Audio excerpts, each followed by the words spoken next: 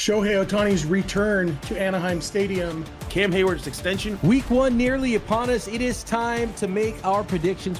With head coach Brian Dable making it official that he's calling the plays for the New York Giants, Wyatt Langford's special rookie season continues. The Locked On Podcast Network presents the Big 6 in 60. The 6 biggest national sports stories from the local experts of the Locked On Podcast Network. Get the real story, why it matters, what's next, who wins the big game, and more, all in 60 minutes. The Big 6 in 60 starts now with the biggest story in sports. Week 1 nearly upon us. It is time to make our predictions for the... You are Locked On 49ers, your daily San Francisco 49ers podcast, part of the Locked On Podcast Network, your team every day. We got to talk about Trent Williams. He is back. He is at the facility. He was at the podium. The holdout is over. The team is now whole. The team is complete, guys. Christian McCaffrey back at practice, getting ready for week 1. Trent Williams back at practice, getting ready for week 1. Brandon Ayuk back on the practice field for the first time since the Super Bowl. Getting ready for week 1. The team, Ricky Pearsall aside, now complete. And the Ricky Pearsall, we talked about it, Croc, right? Like, it could have been a galvanizing event with this Ricky Pearsall thing. And Trent Williams said, as soon as he heard about it, he's like, man, I got to get back with my team. And it was all smiles, all hugs, no hard feelings, according to Trent Williams, no hard feelings, according to Brandon Ayuk. But the quote that really makes you shake your head from Brandon Ayuk, did you see this one?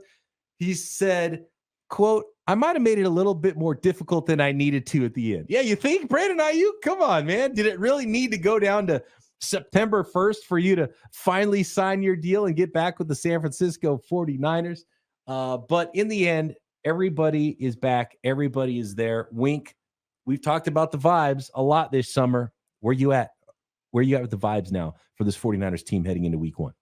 Well, like you said, the galvanizing moment, right, with Ricky Pearsall. Like, I don't know if you saw any of the clips today, but they were interviewing a lot of the guys in the locker room and how they reacted when it happened, right, and how they heard and this and that. And all of them just kind of had the same thing of like, oh, my gosh, it's like it's surreal. It didn't seem like it was really happening. And then it did. And you hear he's fine. And it's like it kind of brought them all together. Trent Williams said, yeah, like this is one of the reasons I signed and wanted to come back. Like, I wanted to be with my teammates. It's the Ayuk thing. Now, Trent Williams, it's like it's set up perfectly right now. We got a football game on Thursday, football game on Friday, bunch of games on Sunday, and then it's just the Niners on Monday night. Like, it's set up perfectly for 49er fans. Let's go! The vibe is on fire!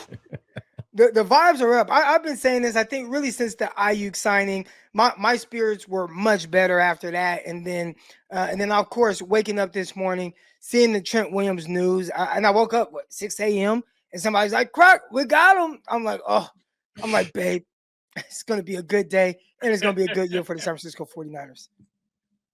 Absolutely. Do you think Ayuk, Williams, McCaffrey specifically, do you think they're going to be limited at all going into week 1? Definitely not Williams. I think Williams will be out there. He'll play every snap if he can be. I mean, it's Trent Williams. You know he's been working out. You know he's Trent I know Williams. He's going to be good when he's out there, but I think you have to be smart too.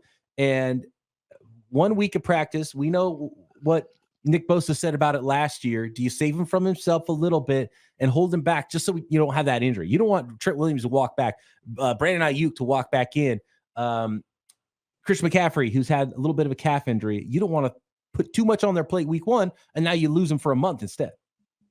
And I think you said it. I think the other two guys, the skill position guys, I think their reps will be limited. I think we're going to see a lot of J.P. Mason coming in this. I think we're going to see a lot of 2 receiver sets, 2 tight ends out there. You know, Ayuk kind of rotating in and out, quite a bit of Jennings, you know, that sort of thing. And but at the same time, if they're trailing in this football game, they're all going to be out there trying to win a football game. The only time we're going to see some rest, I think, is if the 49ers get themselves a comfortable lead. Croc, over under carries for Jordan Mason Monday night. I'm putting it at 2.5. 2.5? I think setting it at 2.5 is a good number. Because let's say, hypothetically speaking, he's in for 5 plays. Out of those 5 plays that he's in, will they throw the ball in any of those plays? If so, then that's going to take away from the potential carry. So I think 2.5, that is a number right there to get people to really think how many carries. And you got to be really strategic with how you go about placing that bet. Kyle Shanahan, way long. I mean, this was ages ago now in OTAs or whatever it was like, yeah, we got to be smart with Christian McCaffrey and not overuse him. He's going to touch the ball every single time he can. Like, we know Kyle, we know Christian McCaffrey. He's going to run off the field, put the number 1 up, come out for one play, and then be like, all right, JP, you get one play. Good luck. As a 49er fan, you just hope they're up big, right? And then it's just JP Mason all fourth quarter, just pounding the rock over and over. Mario 10 carries. Exactly. Oh, geez. Who's the most valuable of those 3 players that Wait a minute, Peacock. I can't let that slide. What? You couldn't say like Rob Nin or somebody? You couldn't go with a San Francisco Giant closer? That wasn't my name. That's what Christian McCaffrey himself said about Jordan Mason, I think, last year at some point. Okay. Yeah. So that wasn't mine. An all-time he needs to get with some history at San Francisco Giants. I can give my due. I would go Rod Beck. Yeah. I mean, Ned gave his whole career to trying to win that 0-2 championship. You know, out there throwing 80-mile-an-hour fastballs. He had nothing left, but he wanted to win it for the Giants. The 9th inning. Yep. Forever. Smoke on the water. Let's go. Yeah. So it'd be the Mason quarter in the 4th. Ooh, I like that. Yeah, that's not good. We got to come up with something better than that. Who's the most valuable of those 3 guys to get back? Was Trent Williams the factor the whole time? For me, he's the most important. Yeah, I mean, that's the guy's protecting your quarterback's blind side, right? That's the side you run on. That's the best left tackle in all of football. To me, it's Trent Williams. It's an extra yard per carry. Like that's the difference between 4.9 and 5.9 yards per carry this season for Christian McCaffrey on that left side. It is interesting to say like that the left tackle is more important than their running back, but you know, we have seen the 49ers have success running the ball, even if it's not Christian McCaffrey. Now, does it limit some of the other things you're able to do offensively? Does it make things a little bit tougher for Kyle Shanahan to kind of game plan for? Sure. But when you don't have Trent Williams out there, especially if you're talking about for an extended period of time, I don't want to know what that would look like for your quarterback when you already have the rest of the offensive line that's a question mark. Where they might do well, they might do good enough, but it's still a huge question mark. Having Trent Williams there protecting your quarterback's blind side, I think that's 1,000% a necessity, and I think the 49ers are a far better team for it. We're talking about importance here. Let's get into it. MVP of the season for the San Francisco 49ers. Wink, you're up first. Who's the MVP of the team?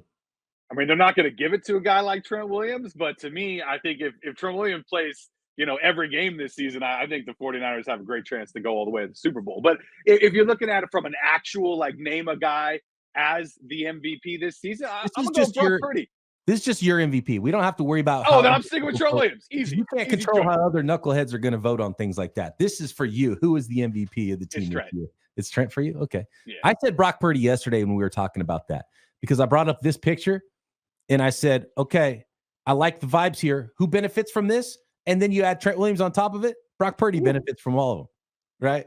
So the picture again, by the way, for those of you only listening on the audio version of this podcast, Kyle Shanahan in his white suit, heavily imbibed, with a cane as well, with newly signed Brandon Ayuk and Deebo Samuel. Croc, who's your MVP? Well, real quick, there's another guy you just talked about in that picture, Deebo Samuel. News just broke. He just restructured his contract, freeing up $16.4 million in cap space for the 49ers. Interesting. And I mean, the 49ers have a lot of money to roll over next year. And Malik, they added 3 void years to Malik Collins' contract. I think he's on the last year of his deal, and they added 3 more to it just to restructure him and add another $6 million. So they're definitely trying to move some money around to make sure they're able to pay guys now and especially into the future when they roll a big lump sum of cap money over and cap space over into next year, which is what I think all that is about. Maybe making sure they have enough space to add money to the deals they've had to add money to this year and still have all the money they want to roll over. So that's what the 49ers are doing right now. Everybody back in house, and the vibes are suddenly back to where we want them to be heading into week 1. Game Time makes getting to the ballpark even faster and easier. Prices on the Game Time app actually go down the closer it gets to first pitch. With killer last-minute deals, all-in prices, and their best price guarantee, Game Time takes the guesswork out of buying tickets. They're obsessed with finding ways to help you save money on tickets. Game Time has deals right up to the start of the event and even after it starts, up to an hour. It's the place to find last-minute seats. Find exclusive flash deals and sponsored deals on tickets for football, basketball, baseball, concerts, comedy, theater, and more. And the Game Time guarantee means you'll always get the best price. If you find tickets in the same section and row for less, Game Time will credit you 110% of the difference. Take the guesswork out of buying tickets with Game Time. Download the free app and new users can get $20 off their first purchase with code Locked On. Terms apply. That's code Locked On for $20 off your first purchase with Game Time. Download the Game Time app today.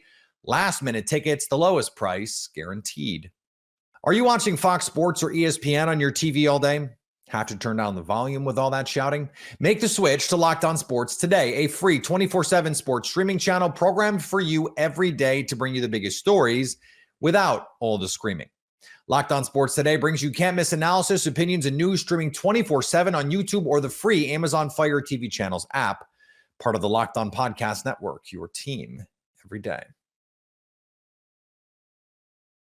Cam Hayward's extension will get... You are Locked On Steelers, your daily Pittsburgh Steelers podcast. Want to get your thoughts on the Cam Hayward situation. It is a 3-year extension, which means adding on to this season. $16 million of that is guaranteed. Granted, he's $16 million in base salary this year, so that kind of works out already. But it's $45 million of new money over those next 3 years. So pans out like a $15 million a year per average.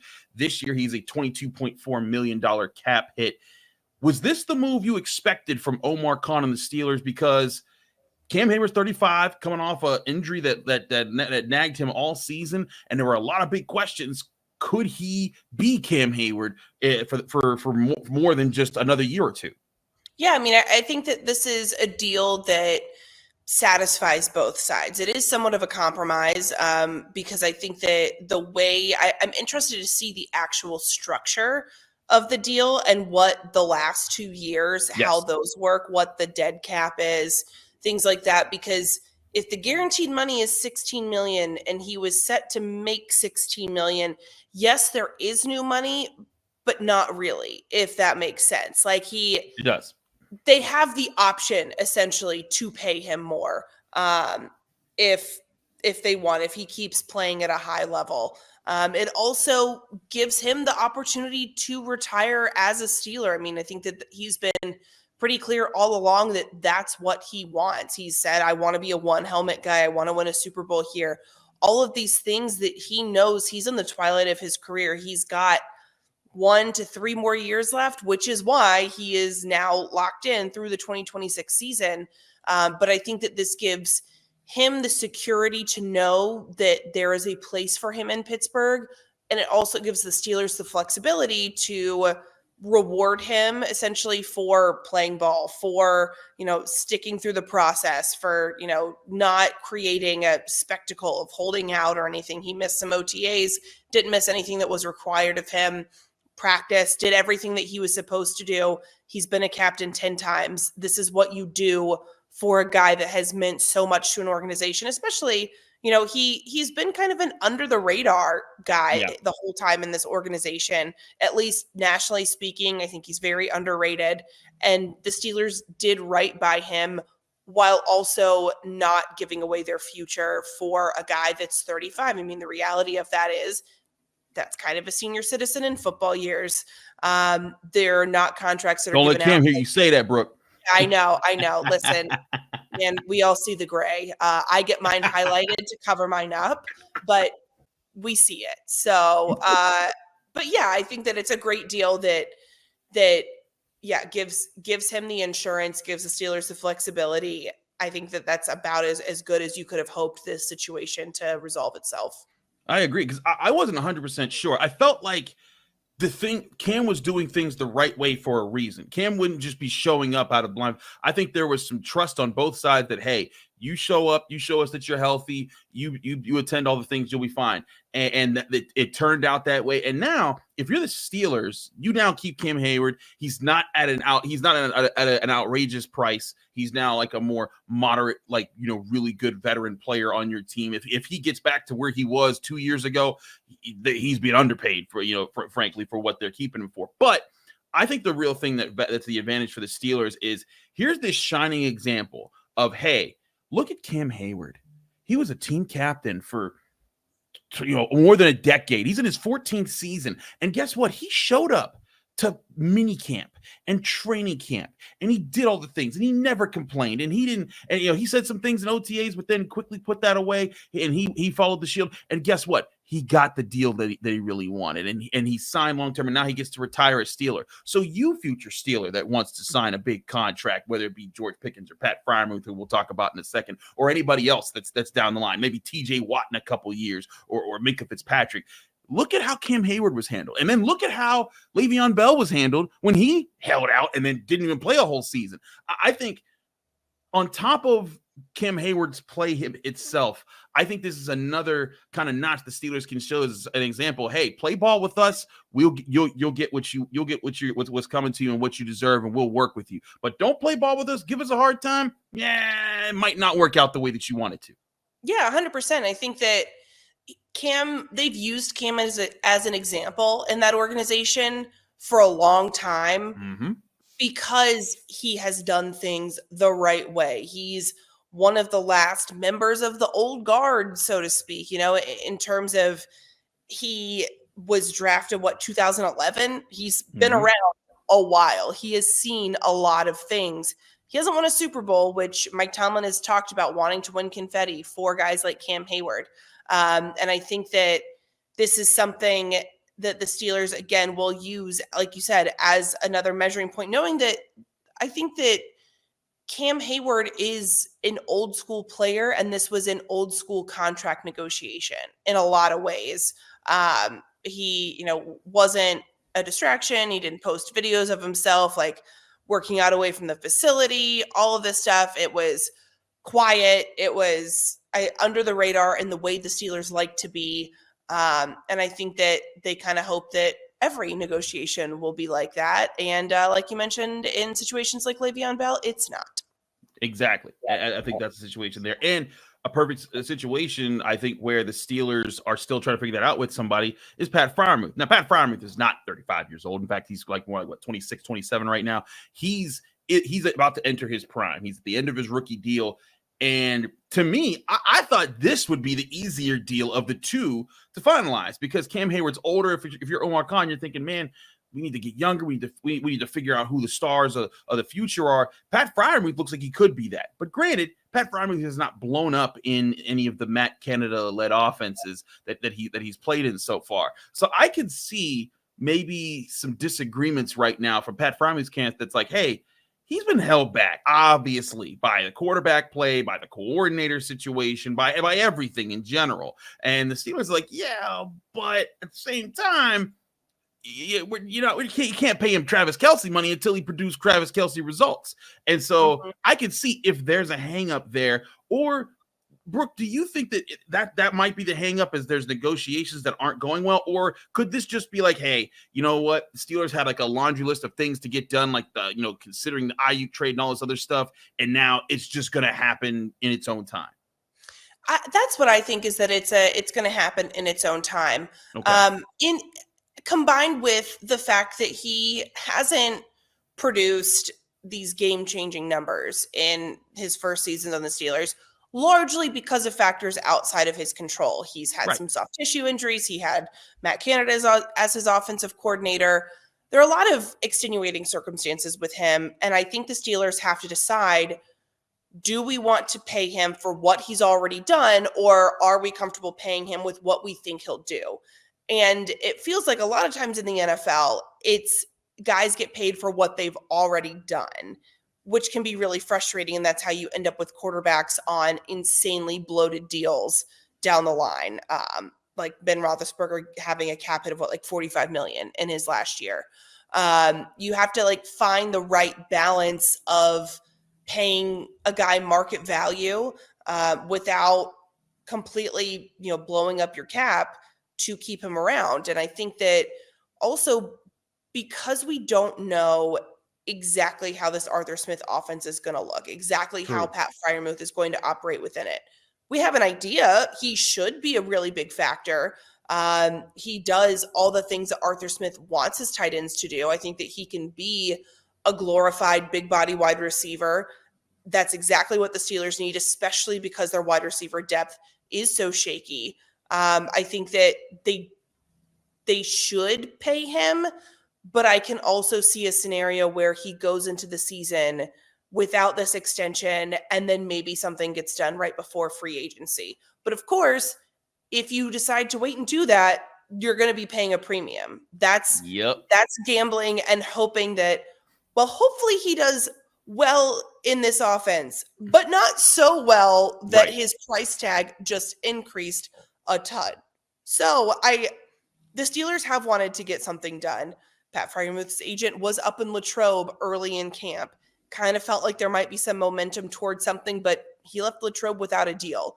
I think that, obviously if it's going to get done, it's going to happen in the next couple days because the season is about to start. But I think that clearing up the Ayuk situation, which while it felt like it was never going to happen, legitimately never felt like Ayuk was going to come to Pittsburgh, there was still enough of a what if that the Steelers didn't want to hamstring themselves by devoting money to Pat Freiermuth when they might need to get really creative to get Brandon Ayuk on their roster and work out an extension with him. And then, they get the Cam Hayward deal done. I think that one was easier because he's been a Steeler longer, because that deal's, I'm going to guess, pretty front loaded.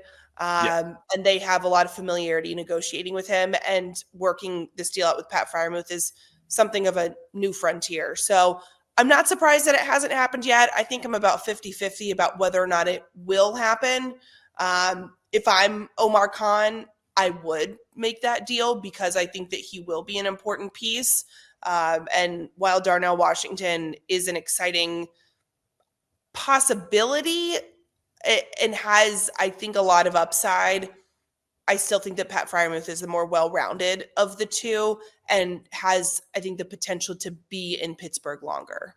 I agree. Just the way the natural skills he brings as a receiving tight end, those are things that I think that Darnell Washington is still trying to pave out in his game. He's a freak of an athlete, just a huge behemoth of a person that can move fast and hit hard, but needs to put it all together to be the kind of more complete receiving threat that Freiermuth is. And I agree with you, it would behoove the Steelers to not place that bet and then be wrong at the end of the season and then end up paying Pat Freiermuth big money. Because again, tight end money ain't that expensive. The most expensive tight end right now in the NFL is $17 million. That's Travis Kelce.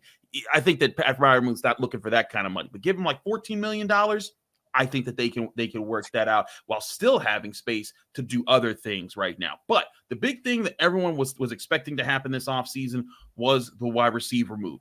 The big move never came, and week one is upon us. Jets reach a deal for a new contract with one of their top defensive players, a high-profile defender getting a new contract. And no, it's not Hassan Reddick. The Jets have reached terms on a contract extension with Michael Carter II, the fifth-round pick from 2021, who has blossomed into one of the league's top slot corners, is staying in New York for 3 more seasons. It is a 3-year contract extension worth $30 million. $20 million of that is guaranteed. And it does not go into effect until next season. So Michael Carter II is in the 4th and final season of his rookie contract. The extension kicks in next year. So there is no change to the Jets salary cap structure in 2024. This is just a pure extension. They did not alter the last year of his current deal. And, I have to tell you, I am absolutely delighted by this development. I think it's an outstanding move by the New York Jets. When the Jets hired Joe Douglas as their general manager back in 2019, there was a lot of fanfare with it in the media, especially in the national media in the NFL. And you heard a lot about how Douglas was to be really savvy and really proactive and really forward thinking. And what I've found during his tenure is That's true, but only like 20 to 25% of the time where Douglas has seemed like he's been a really forward-thinking GM.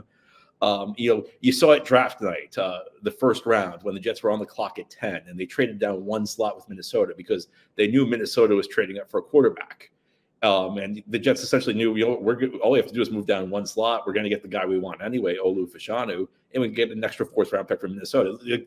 That kind of savvy stuff, which you've seen, but in very fleeting moments for the Jets under Joe Douglas. And this is another one of those moments that, it gives me hope. It gives me hope. It gives me, maybe, can Joe Douglas act like this all the time?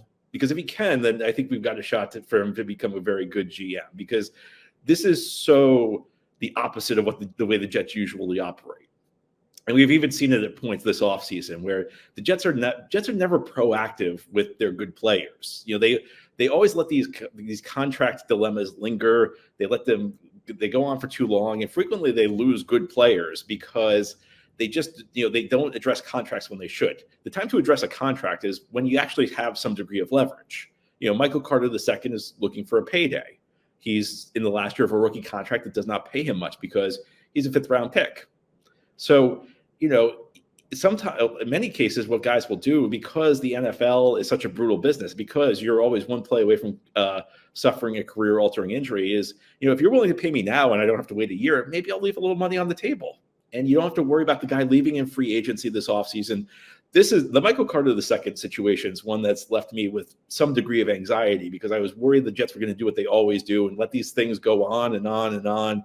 And Carter II was going to hit free agency, and either the Jets would have to pay him this huge dollar amount to keep him, or they'd lose him. So the Jets actually being proactive here for once. And hopefully, maybe this is the start of a new era for the Jets. And I can hope it's the start of a new era, because this is everything I want the Jets to do. I want them to focus on keeping their own guys, and I want them to be proactive about it. I don't want them to wait to the last minute to try and work out these new contracts, because they've done this too often in the past. And this is not, I mentioned Joe Douglas. This is not just a Joe Douglas thing. This has been going on since Woody Johnson bought the team, where they lose these good players because they don't address things quickly enough. And the Jets, again, maybe the Jets turning over a new leaf.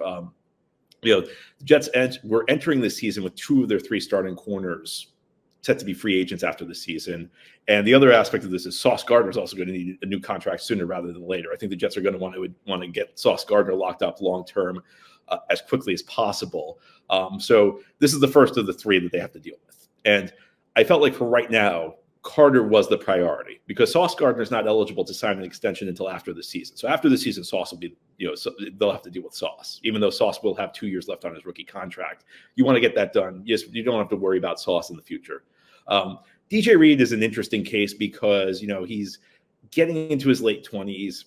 He's a guy who's undersized and also kind of relies on his explosiveness. So I don't know how well DJ Reed's going to age. I think you could go either way on whether or not you want to give DJ Reed an extension, because DJ Reed's been a phenomenal free agent signing for the Jets. As I mentioned, I think you can make a very strong case DJ Reed is the best Jets free agent signing in the 21st century.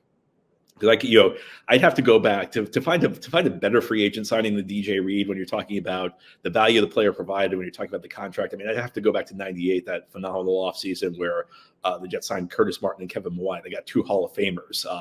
Those were that's how far I have to go back to come up with an obvious case of free agent signing that was better than DJ Reed, and that's '98. So that's the 20th century. So DJ Reed you could go either way on, but the Jets had this dilemma brewing at corner.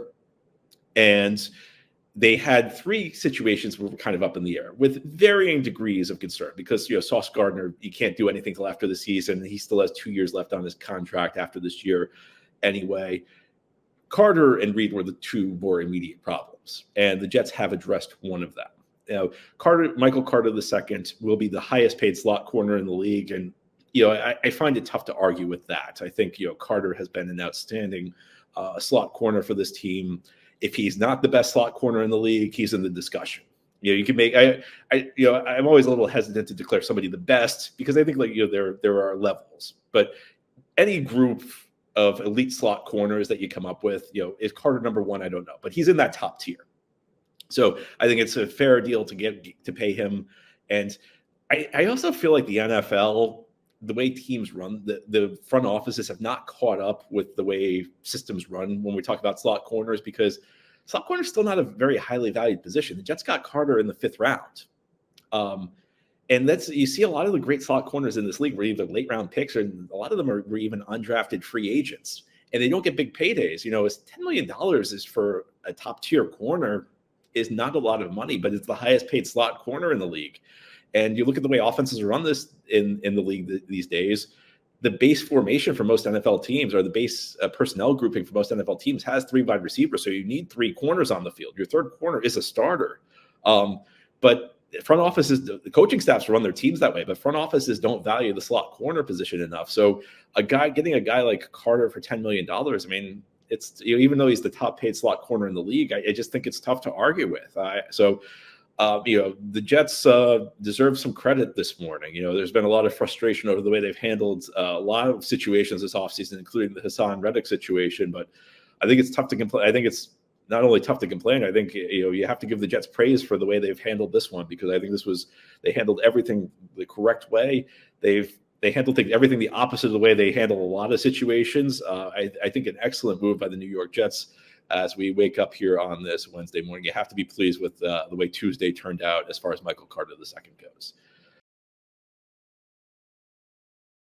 You've heard us talk a lot about FanDuel, America's #1 sportsbook. Well, we have something a little different for you. Now through September 22nd, all FanDuel customers can bet $5 and get a 3-week free trial of NFL Sunday Ticket from YouTube and YouTube TV. Then with a YouTube TV base plan, you'll be able to watch every regular season Sunday afternoon out-of-market game. All you need is a Google account and a current form of payment, and you can cancel anytime. For that $5 bet, you could look at an NFL future. Everyone wants to be a #1 receiver who will lead all wide receivers in yards. FanDuel has 3 players with odds 9-1 or shorter. FanDuel has Tyreek Hill, the favorite to lead the league in receiving, at +650. CeeDee Lamb right behind him, doesn't have a contract, +750. And then Justin Jefferson checks in at 9-1. Interestingly enough, both Amon-Ra St. Brown and Jamar Chase have 11-1 odds. And I like both of those a lot. So I'm on Rob St. Brown in particular on that one. Visit FanDuel.com/lockedon to download America's #1 sportsbook. Are you watching Fox Sports or ESPN on your TV all day? Have to turn down the volume with all that shouting? Make the switch to Locked On Sports today, a free 24/7 sports streaming channel programmed for you every day to bring you the biggest stories without all the screaming. Locked On Sports today brings you can't miss analysis, opinions, and news streaming 24/7 on YouTube or the free Amazon Fire TV channels app, part of the Locked On Podcast Network, your team every day. Wyatt Langford's special rookie season continues. You are Locked On Rangers, your daily Texas Rangers podcast. Part of the Locked On Podcast Network, your team every day. To talk about Wyatt Langford's special rookie season. You look overall at the numbers, and they're not going to jump off the page to you. But when you look at the moments, the individual games, the flashes of brilliance from the Rangers rookie Wyatt Langford, you can see why the Rangers were just giddy that he fell to them all the way at number 4 in their draft pick last year. Because this guy, in case you forgot, was just drafted last year. He is still 22 years old, and he has been an everyday big league regular less than a year after being drafted, which in alone of itself is a very, very impressive feat. It is a difficult thing to do, and he proved that he was so much better than every other minor leaguer he faced that he nearly got a chance to make his major league debut in the World Series after that Adolis Garcia injury in, I believe that was Game 3 of the World Series. But alas, he didn't. He had to wait all the way till opening day after having one of the best springs we have ever seen from any non-big leaguer in a big league spring training. He looked like the prince who was promised. He looked like the best player on the freaking field. And, turns out he's just a rookie. He's just a rookie with some special moments, with some learning moments, with some great moments mixed in there. But last night was one of my favorite moments I've ever seen from a rookie. The most frustrating thing watching Wyatt Langford this year is that, well, his swing decisions haven't been great because he doesn't know what the strike zone is. Excuse me, I should clarify. He knows what the strike zone is, but opposing umpires do not know what the strike zone is. It was just incredibly frustrating to watch him all year long get rung up on called strike threes 3, 4, 5, 6, 17 inches outside the strike zone fairly frequently, all because he just happens to be a rookie. And I guess that's just what we're doing nowadays. It's just the strike zones are different for rookies, and significantly different for rookies. And home plate umpire Mark Wegner had a couple of the worst calls you'll ever see last night. And I hate talking about the umpires because they are mostly very good, but when they're bad, whoo boy, are they bad. And last night they were very bad, not just to Wyatt Langford, but also to Jonah Heim. I mean, in a crucial at-bat in the bottom of the 8th inning, runners on second and third, 2 outs, Jonah Heim comes up, strike one, probably actually worse than the calls to Wyatt Langford. But given the context, I think Wyatt Langford's is what makes those worse. I mean, strike one was a sinker 3, 4, 5 inches outside the plate from Tim Hill. And the second pitch was low and outside, both strike three, first 2 pitches of the at-bat. Once you're down 0-2 in that situation, there's not all that much you can do because you're forced to expand the zone. And unfortunately, Jonah Heim did, and he struck out. Rangers were still down 1 heading into the 9th inning. And then the Yankees did the Rangers a huge favor, and they brought on their closer, Clay Holmes. Not something you often say is that it's a favor to bring on your closer in a 1-run game, but Clay Holmes has blown 11 saves now this season. He has 5 losses on the year, and this one was pretty egregious. He gets the leadoff batter out, but Carson Kelly gets to him with a single up the middle to Aaron Judge. Then he walks Josh Smith, and not a particularly tough battle for Smith. He took 1 strike, he swung through another strike, and then the other 4 pitches, not particularly close. He did not have his command. Same for Simeon. He fouled off 1 pitch, but the other 4 pitches that he saw were well out of the zone, way high or way in the dirt. Bases were loaded for the rookie Wyatt Langford. All he had to do was hit the ball in the outfield to tie the game up for a sac fly. He comes up, pitch number 1, called strike, about an inch or 2 above the zone. Not the worst call I've ever seen, but given the context and given that Clay Holmes didn't hit his spot, you shouldn't be rewarding that with the strike. Okay, fine. Ball 2 in the dirt. Ball 3 in the dirt. Pitch number 4, sweeper, at least 3 inches outside the plate. Called strike. Now there's 2 strikes against the rookie. Neither of them were strikes. That was actually ball 4. That should have walked in the winning or the tying run.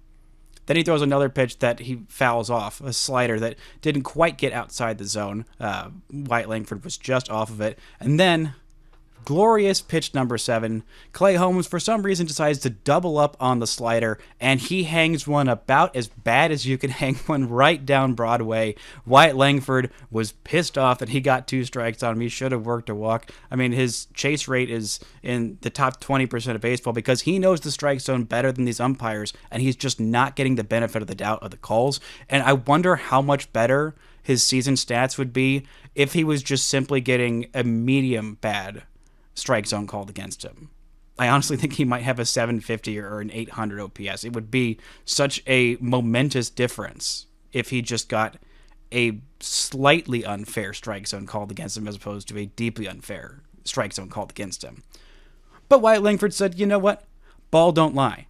Ball don't freaking lie. I'm going to destroy this baseball for a walk-off grand slam. A special moment from the rookie. The Rangers hadn't had a walk-off grand slam since Nelson Cruz in the ALCS of 2011. A glorious moment there, and you can hear a deeply depressed Joe Buck on the call. One of the worst walk-off grand slam calls I've ever heard. But the one from Eric Nadel last night, absolutely sensational. The hit by Wyatt Langford, absolutely sensational. He just keeps having these special moments to the point where you see why he is heralded as such a player, even if the results are frustrating at times.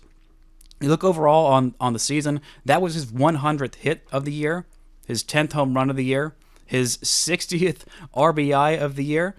According to Baseball Reference, he's got a 1.5 Baseball Reference WAR season. According to Fangraphs, which likes his defense a little bit less, a 1.2 WAR season.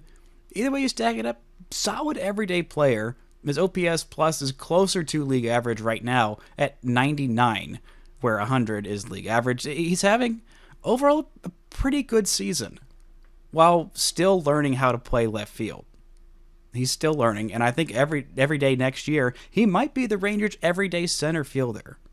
And as for what I'm looking for in year 2, I feel like expectations are going to be high on him. I'm going to try and temper those expectations more than I did this year, where I said, oh yeah, 850 OPS is the floor for Wyatt Langford. Well, I kind of forgot that even though he is supremely talented and does have a lot of potential, he is still very, very young, and anyone's first year in the big leagues is very difficult. And doing things like some of these rookies have been doing, Jackson Chourio this year. I mean, look at the season he's having as a 20-year-old. I mean, he's been downright sensational, a star player in the last 90 games or so. Wyatt Langford hasn't done that. He had a special month of June once he got activated off the IL, where he had that walk-off, his first walk-off hit. He had hit for the cycle. He also had an inside-the-park home run this year. Speaking of that inside-the-park home run, this was a stat from Jared Sandler. He tweeted this out this morning. Wyatt Langford is the second player in MLB history with a cycle, inside-the-park home run, and walk-off grand slam in the same season. Do you know who the other person was? It was Jackie Robinson in 1948. If you're doing anything and you're mentioned in the same breath as Jackie Robinson, I don't care what that is. That is a good sign for you. This has been a year of growth. I talked a little bit more in depth on yesterday's show in the second segment about why I think Wyatt Langford is going to have a breakout season next year. I talked a little bit about how his expected numbers against four-seam fastballs are, he's hitting the ball hard about 60% of the time, which is a really, really good hard hit rate. So I think eventually more of those baseballs will fall into the gaps over outfielders' heads or wherever, just as hits or extra base hits next year. I think just the wear and tear of the season has been very, very difficult for him. I mean, he had the 3-4 weeks or so off with the hamstring injury, came back with a vengeance, but this is the longest season he has ever had, and it will be the most plate appearances he's ever had in a season in his entire life, and it's against the best pitchers that he's ever seen in his entire life. And I think that there is a lot of reason to be very optimistic about Wyatt Langford. He has not been the reason why this team has underperformed this year, but the moments that he's had, I mean, a walk-off grand slam, 2 walk-off home runs in a single week, 3 walk-off wins in the span of, 4 games or so? This is a nice way to go about towards the end of the season, even though the Rangers are still fighting to just get to finish the year 500 is the goal, which will take some doing.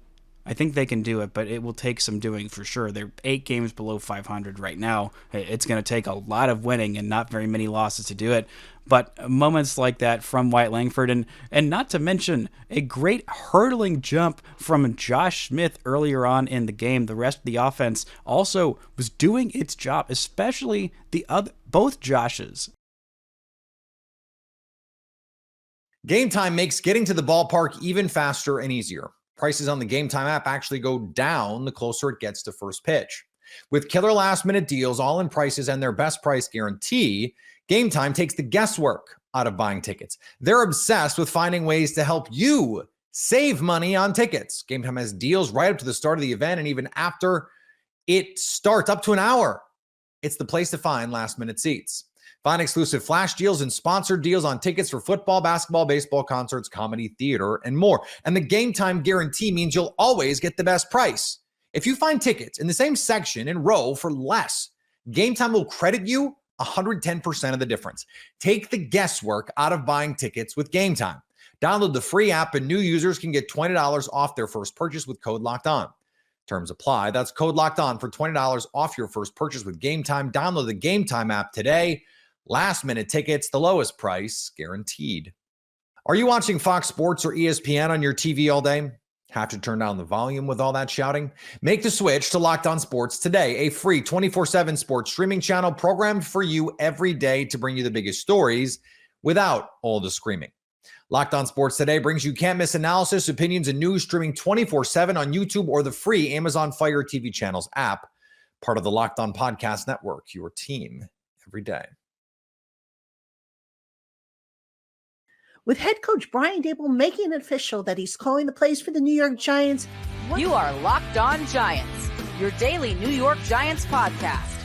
Brian Dable is calling the plays. No surprise there. We knew it was coming. He was doing it way back in the spring, did it in the summer, did it in the preseason, wouldn't come right out and say it. He said, oh, we're still working through it. Everybody knew it was happening. I mean, it was kind of obvious. All right. But you know what, folks? This is a good thing.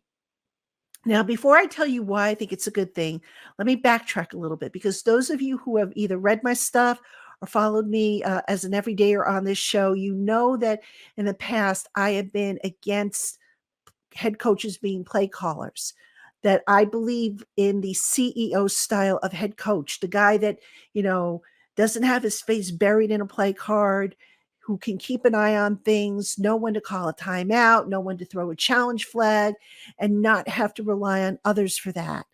All right. Now, why am I not upset with Brian Dable calling the plays? Well, for the first 2 years, obviously, Dable didn't call the plays. He was a new head coach.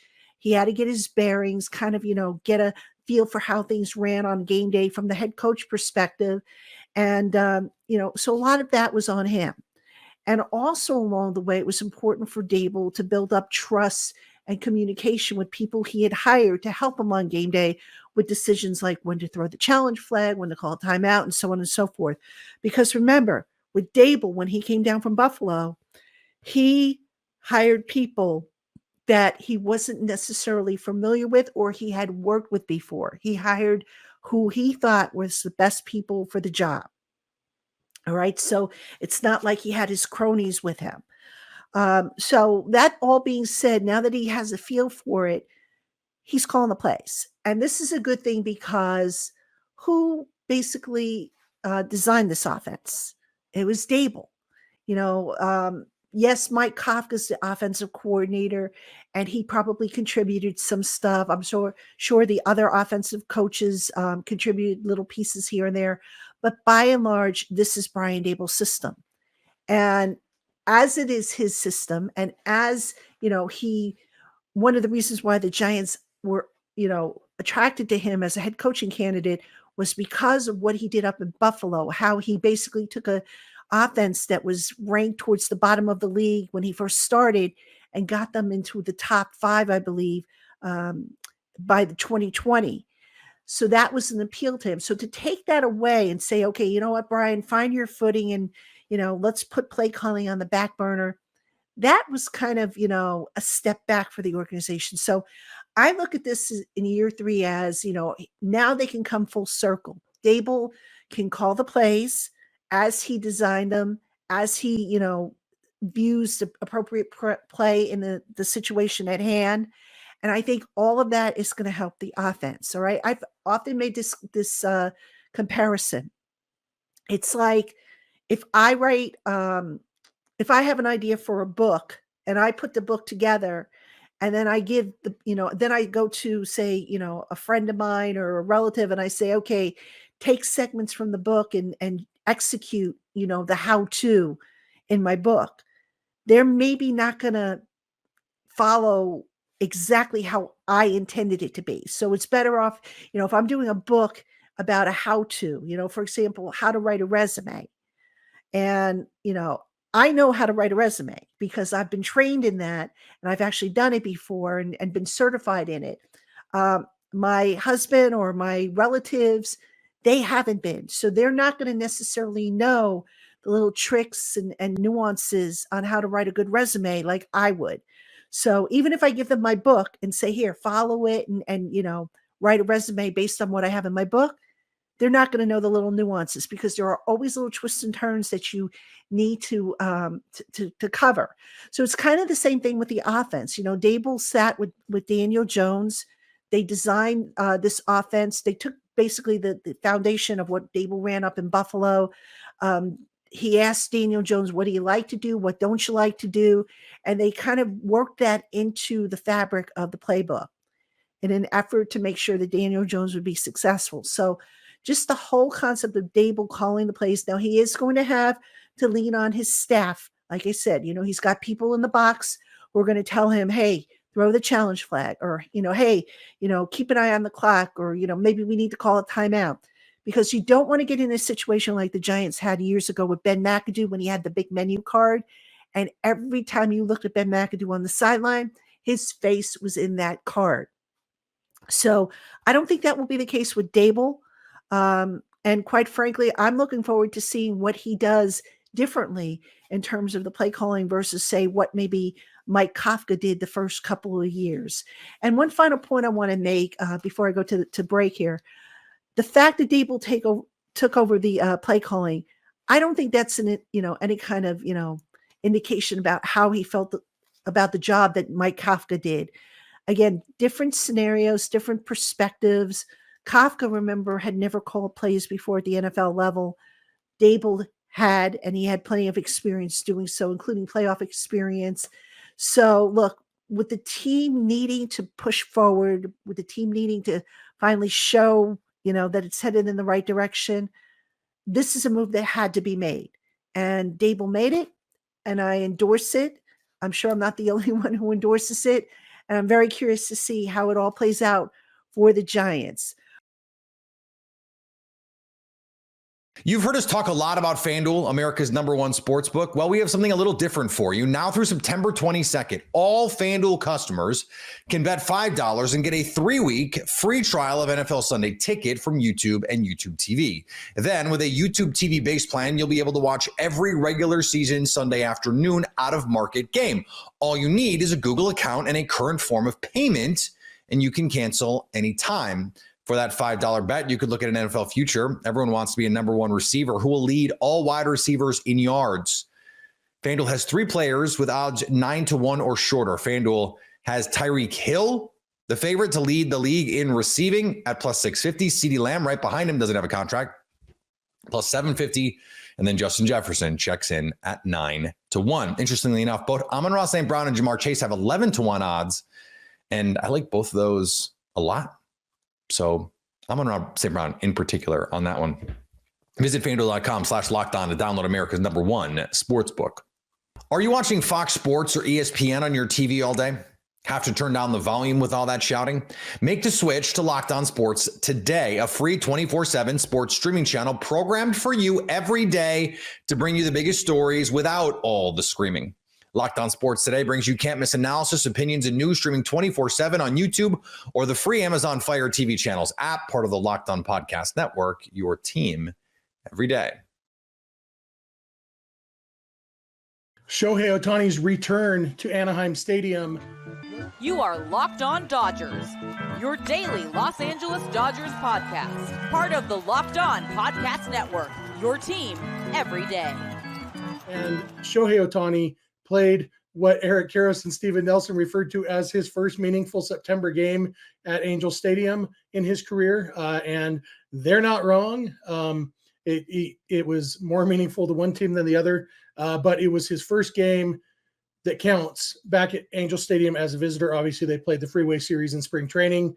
We'll talk a little bit, we're probably our first 2 segments are going to be a lot about Ohtani. We'll talk in the second segment about kind of the reception he got, the Angels' plan to not do anything special for his return. They kind of hedged on that. But first, we want to talk about the game, because the game was a tight battle. It went to extra innings. It was 2-2 through 9 innings.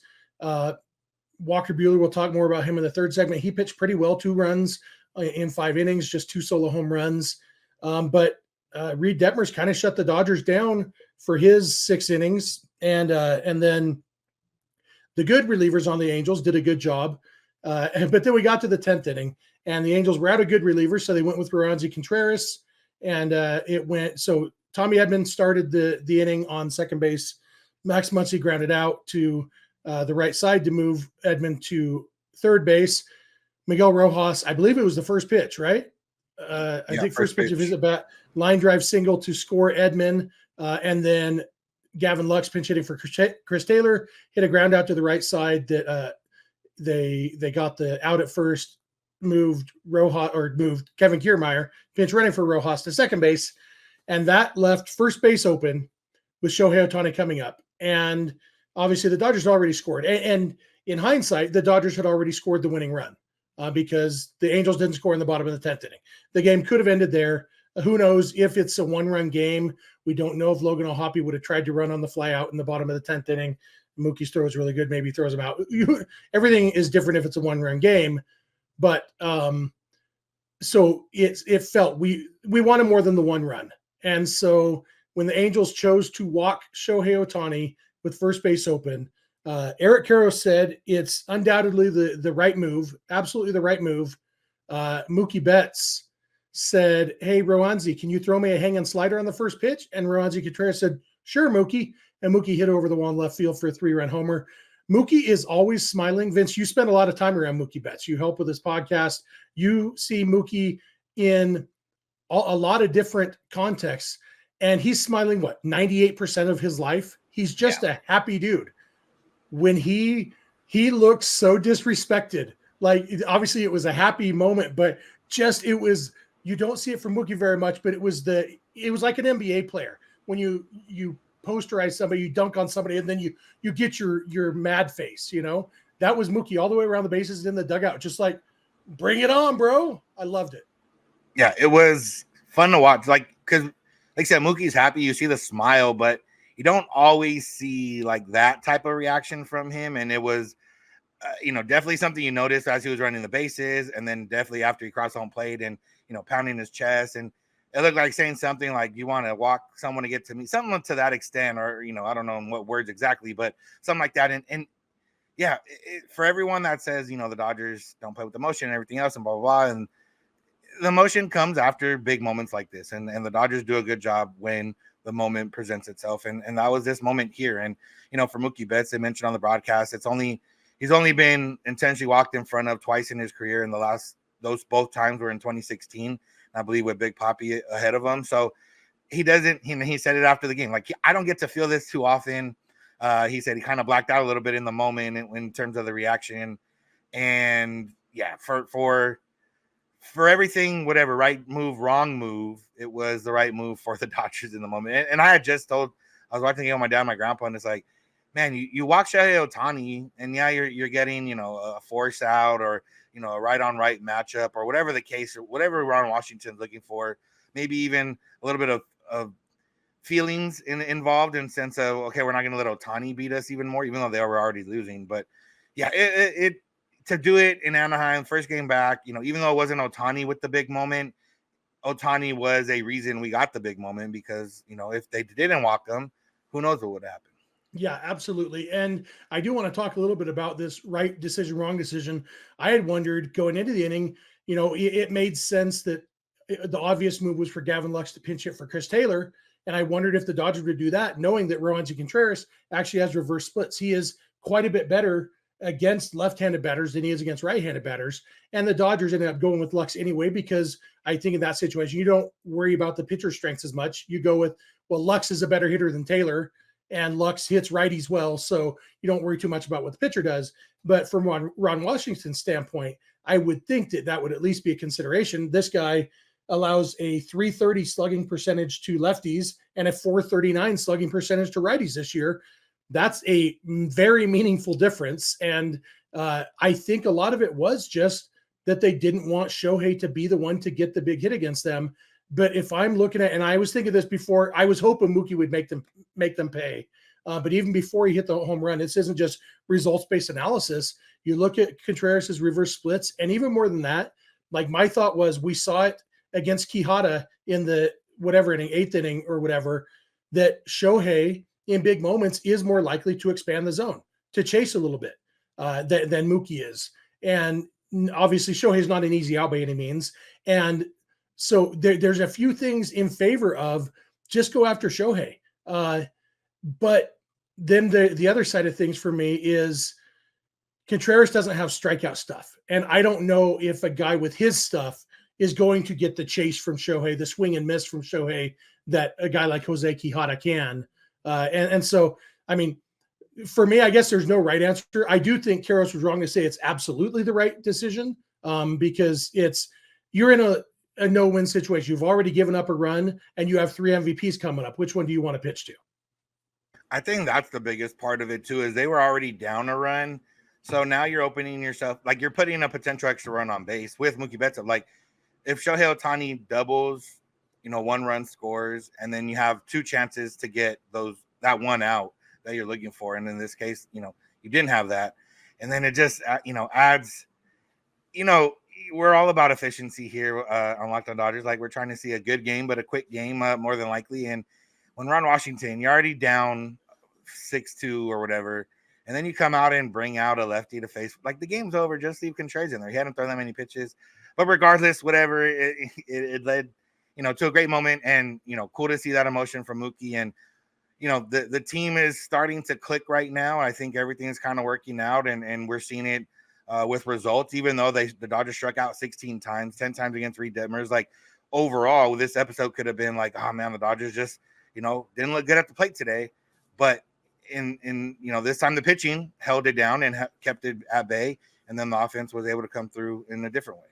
Yeah, absolutely. We did have one question from an insider, Scott in Texas, saying it seems to him like Mookie Betts with runners in scoring position is a little bit more aggressive, hunting a first pitch, good pitch to hit.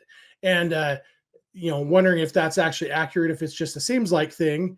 And I'd have to make a spreadsheet to know for sure. And I'm not opposed to making spreadsheets, but this text came in 10 minutes before we started recording. And so I don't know for sure, but I did look and saw this is the 10th time this year that Mookie with runners in scoring position got a hit on the first pitch of the at bat.